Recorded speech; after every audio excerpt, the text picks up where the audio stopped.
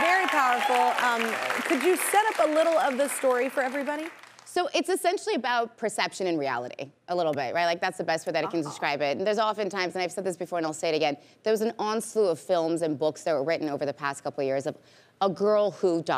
like, you know, and then some sort of thriller immerses. And what I personally loved about this so much is that it is partially based on the writer's life. There's aspects of it that are pulled from her life. So which is devastating. Devastating, but also prevents people from being like, well, that would never happen. Yeah. Or that's not how it would happen. And you're like, well, but it did. Yeah. And so that to me was really important. The other thing was the book was written by Jessica Knoll. The script was written by Jessica Knoll, and so often usually they have screenwriters. It never happens. I mean, very rarely. I shouldn't say never, but very rarely does it happen. And Jess did every single rewrite, every single draft, every single word is Jess's word.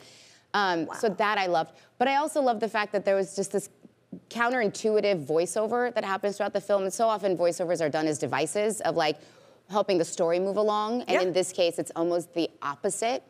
It's just like an inner dialogue of what the character's constantly battling, of like what is happening inside of her versus what she's projecting to society. So you're also a producer on the film. So this deals with tough topics. So why do you like talking about the tough topics, or because it's kind of challenging? It can be challenging. I do. There's like, I think a part of me that has control issues. Right? Like I like to have control. Yeah. And I so rarely have control as an actor.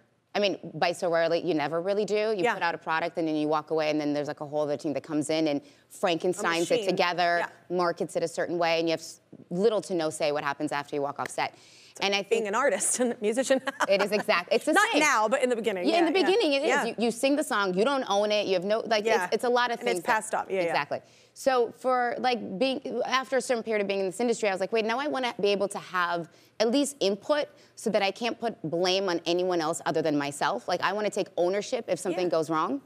And so when it came to this and 4 Good Days, I was like, God, there's so many ways to talk about really important topics without making it feel like they're being talked at you. And I was like, I'm in a position where I can actually try to do it. And if I do it wrong, then it's on me. And that's okay. But what I don't want to do is do a project where it's on me, but I didn't have any control of it. Yeah, that sucks when the ship is sinking and you're like, it wasn't me. But they're like, I don't care. So this way, super fun. Yeah.